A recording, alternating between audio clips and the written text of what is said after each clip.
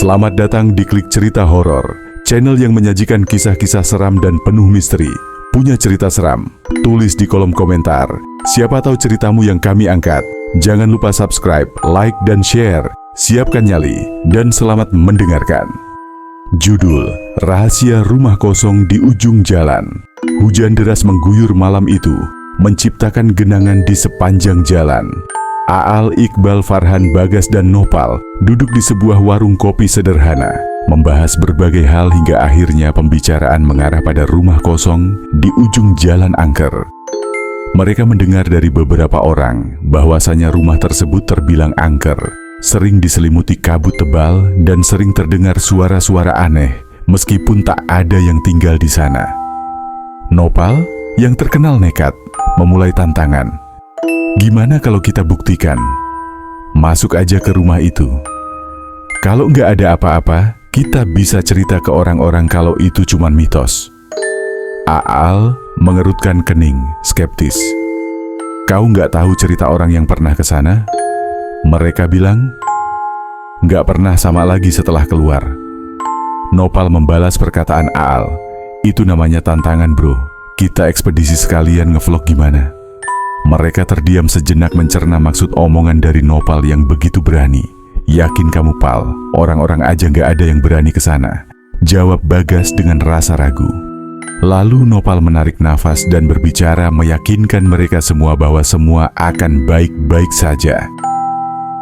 Tenang aja, kita hanya perlu membuktikannya bahwa itu cuman mitos. Nggak bakal terjadi apa-apa kok. Daripada kita penasaran dengan rumah itu. Namun, rasa penasaran mengalahkan ketakutan mereka. Setelah perdebatan singkat, mereka sepakat untuk pergi. Mereka membawa senter, kamera, dan keberanian yang mungkin lebih banyak dipaksakan daripada sungguhan. Rumah itu berdiri di ujung jalan, terpencil di tengah semak belukar yang tumbuh liar. Pagar berkarat dan tembok yang terkelupas membuat suasana makin menyeramkan. Mereka berlima berdiri di depan gerbang, menatap rumah itu dengan ragu. Iqbal memperhatikan dari atas sampai bawah rumah, melihat semua detail rumah dari luar. Perasaanku nggak enak nih. Bagas menyalakan senter, mencoba menghilangkan ketegangan. Cuman rumah tua, nggak ada yang perlu ditakutkan. Namun begitu mereka melangkah masuk, atmosfer berubah. Udara terasa lebih dingin meskipun hujan telah reda. Bau anyir menyambut mereka, seperti aroma darah yang telah lama mengering. Ruang tamu rumah itu dipenuhi perabotan usang yang tertutup debu tebal. Foto-foto keluarga yang sudah memudar menggantung di dinding. Salah satu foto menunjukkan keluarga dengan ekspresi serius. Anehnya, mata pada foto seolah mengikuti gerakan mereka. Farhan mengarahkan kameranya ke foto itu sambil bergumam. Ini bakal jadi konten horor terbaik. Tapi saat dia sedang asik memainkan kameranya, sesaat dia memutar badan, dia melihat sesuatu yang membuatnya terdiam. Bayangan hitam bergerak cepat di lorong belakang. Kalian lihat itu nggak? Tanya Farhan pelan. Iqbal menjawab sambil berbisik, "Sud, gak usah aneh-anehan." Mereka mulai menyusuri rumah meski rasa takut semakin nyata. Iqbal yang awalnya tenang mulai menunjukkan tanda-tanda panik. Kalian dengar itu? Suara langkah kaki. Kayak ada yang ngikutin kita. Nopal mencoba bercanda untuk mencairkan suasana. Mungkin tikus atau hantu kecil yang penasaran, haha. Namun tidak ada yang tertawa. Lalu Farhan berbisik ke Iqbal, "Sud, gak usah aneh-aneh, Bal." Mereka mulai memasuki ruang makan. Tempat sebuah meja panjang berdiri di tengah ruangan. Di atasnya ada piring dan gelas yang tampak seperti baru digunakan. Aal mendekati meja, memperhatikan lebih dekat. Ini nggak mungkin. Siapa yang tinggal di sini? Bukannya rumah ini kosong bertahun-tahun? Bagas menemukan buku harian tua di sudut ruangan. Halaman-halamannya sudah menguning, tapi salah satu halaman memiliki tulisan yang masih terbaca. "Jangan masuk ke ruang bawah tanah, itu akhir segalanya." "Ruang bawah tanah?" seru Farhan. Farhan langsung menyoroti lantai, mencari-cari tanda keberadaan ruang bawah tanah. Sementara itu, Bagas mulai merasakan keanehan lain. Kenapa kita nggak keluar aja? Ini semua terlalu aneh. Nah iya bener, ini udah terlalu aneh ya kan? Jawab Iqbal ketakutan. Namun Nopal bersikeras, kita udah di sini. Kalau kita pulang sekarang, nggak ada yang percaya. Setelah mencari-cari, akhirnya mereka menemukan pintu kayu kecil di lantai dapur. Aal membukanya meski yang lain ragu. Tangga kayu yang menurun ke kegelapan terlihat di bawahnya.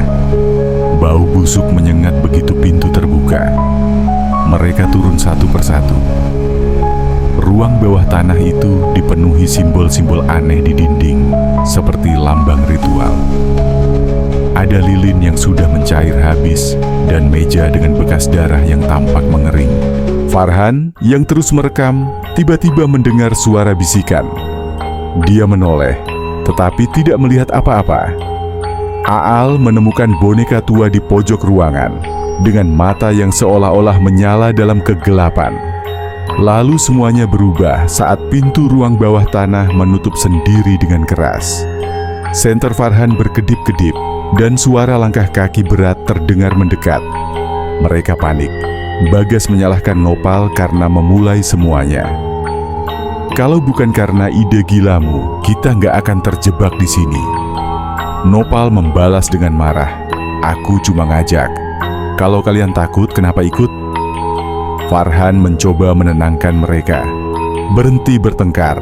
Fokus cari jalan keluar. Namun ketegangan makin meningkat ketika Iqbal tiba-tiba kerasukan. Tubuhnya membeku dan suara aneh keluar dari mulutnya. Kalian semua tidak seharusnya ada di sini. Ini rumahku. Lampu senter mulai menyala. Iqbal tersungkur pingsan. Ketika dia sadar, dia tidak ingat apa-apa, tetapi bekas cakar muncul di tangannya. Setelah mereka berusaha mendobrak pintu tersebut, akhirnya mereka berhasil membuka pintu ruang bawah tanah dan kembali ke lantai atas. Tapi rumah itu berubah. Lorong-lorongnya menjadi labirin tanpa ujung. Mereka terus berlari, membuka pintu demi pintu, tetapi selalu kembali ke ruangan yang sama. Di salah satu kamar, Aal menemukan surat yang mengungkap kebenaran. Rumah itu dulunya milik keluarga kaya yang mencoba memanggil arwah untuk hidup abadi. Ritual itu gagal, dan mereka berubah menjadi makhluk jahat yang terperangkap di rumah ini. Satu persatu, mereka mulai melihat bayangan keluarga itu muncul di sudut ruangan, mendekat dengan senyuman menyeramkan. Maaf ya, maafin, kita salah. Nopal yang salah nyuruh kita masuk ke rumah ini, teriak Iqbal ketakutan. Kalau takut, kenapa ikut Sibal? Teriak Nopal kesal. Namanya juga penasaran Pal, sambil teriak jawab Iqbal. Ketakutan mereka memuncak ketika hantu keluarga tersebut berteriak ke mereka. Tinggal di sini saja dengan kami.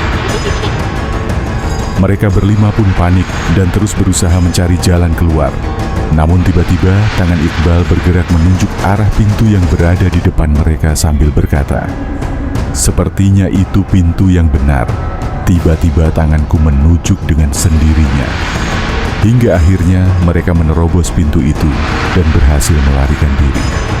Ketika mereka keluar, mereka merasa lega telah selamat. Namun saat fajar menyingsing, mereka mendapati diri mereka tidak berada di area rumah itu, melainkan di area kebun kosong di ujung jalan. Tidak ada rumah, hanya tanah kosong penuh rumput liar. Warga yang menemui mereka heran melihat mereka kotor dan terguncang. Salah satu warga berkata, "Rumah di sini, mana mungkin? Udah puluhan tahun tempat ini cuma kebun." Kelima pemuda itu hanya saling menatap, tubuh mereka gemetar. Rumah itu tidak ada, tetapi semua kejadian tadi terasa begitu nyata. Apakah mereka benar-benar masuk ke dimensi lain? Atau rumah itu hanyalah jebakan bagi mereka yang terlalu penasaran? Tidak ada yang tahu, kecuali mereka berlima, dan trauma yang akan mereka bawa selamanya.